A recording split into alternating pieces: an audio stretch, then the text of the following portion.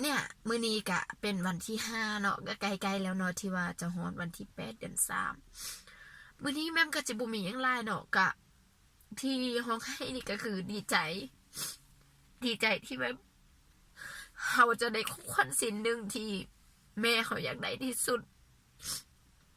ถือว่าเป็นความฝันของเพิ่นเลยก็ว่าได้เนาะคือหลายคนก็มีความฝันเนาะ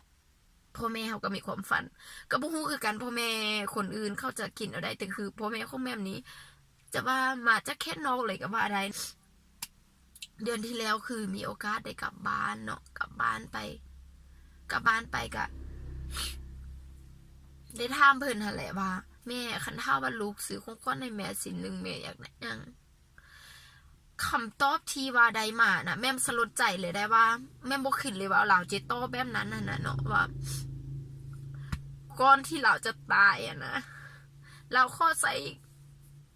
แม่ขอใส่คำเส้นหนึ่งใหญ่ๆได้บ่นะแล้วเราก็เศร้าสลดใจแบบเป็นยังแม่ต้องตอบแบบนั้นนะทั้งที่ว่ามันก็มีอันอื่นที่ดีมันเป็นคำตอบที่แบบอีว่ามันเฮียสำหรับแม่ก็ได้ว่าได้เนาะแต่ว่าแม่ก็ก็เคยได้ยินว่าแม่อยากได้ตัวนั้นนะก็เข้าใจว่าอ๋อแม่อยากได้แม่อยากใส่คำคือคนอื่นนะเห็นคนอื่นเขาใส่คำกับอีสาเขาอยากใส่แบบนั้นแดเวลาไปอันนั้นอันนี้ก็จะได้มีคำติดคอสิก็รู้สึกดีใจรู้สึกภูมิใจเดี๋ยวหน่อยนึงเมื่อเขาได้ยินนั้นเขาก็สลดใจหน่อยนึงว่าเขายังบ่มีความสามารถพอที่จะซื้อคำให้แม่นะแต่ว่ามื้อนี้แม่ก็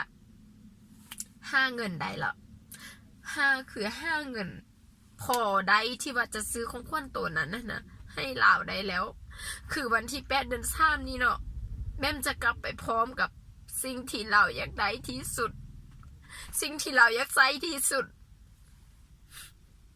ก็บ่ฮู้ว่าเราอีภูมิใจสำได้เนาะแต่ว่าสำหรับค่อยเราค่อยภูมิใจหลายแบบมันภูมิใจอีหลีเพราะว่าคือทุกอย่างที่แม่ห้ามาได้นะแม่ห้ามาได้โดยเฮือแห่งของแม่เองเนาะคือแม่ก็นั่นแหละแม่ก็ดีใจหลายที่จะได้ของขวัญชิ้นนี้ให้แม่ของค่อยนะ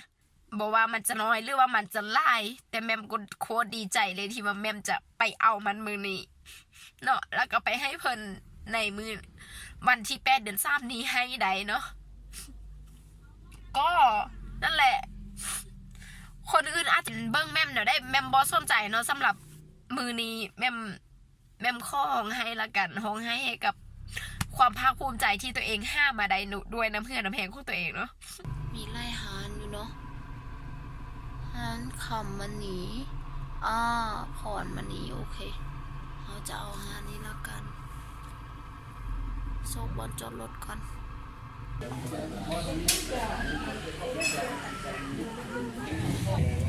แม่เอาไว้อยากได้ตัวนี้เนาะให้เส้นแบบนี้หน้าบานหน้ายิ้มแย้มแจ่มใสเพราะว่าได้ละของขวัญให้แม่ค่อยเนาะเดี๋ยวเราก็จะไปเซอร์ไพรส์แม่ค่อยที่บ้านเซอร์ไพรส์ว่าเพิ่นจะตกใจซ้ำได้แล้วเพิ่นจะซึ้งซ้ำได้ของขวัญที่แม่อยากได้ที่สุดแม่จะมีโอกาสได้ใส่บ่แม่มีโอกาสแล้วแม่มีโอกาสแล้วนี่เลยจ้าแม่เอ๋ยลูกซื้อให้เราเด้อนี่เลยอันนี้ก็คือน้ำหือน้ำแหงของลูกเองในอะไรเงี้ยที่ผ่านมาเนาะคือลูกกะเนี่ยต่อไปอีแม่ก็จะสิได้บางทีสิได้ใหญ่กว่านี้เด้อแม่เด้อลูกก็สิซื้อให้ใหม่เด้อบออันนี้มันของขวัญชิ้นแรกที่ลูกจะให้อีแม่เนาะ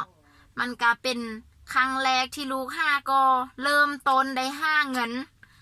เนาะอดใจรอเด้อแม่เด้อสุขภาพเข้มแข็งขอให้อีแม่สุขภาพเข้มแข็งอยู่กับลูกไปดนๆเด้อแม่เด้อบ่ต้องเจ็บหลายบ่ต้องป่วยหลายหัวรักษาสุขภาพตัวเองให้มันอยู่นำลูกได้ดนๆอนาคตของลูกคนนี้ยังไกลอยู่เขาบอกไว้เลย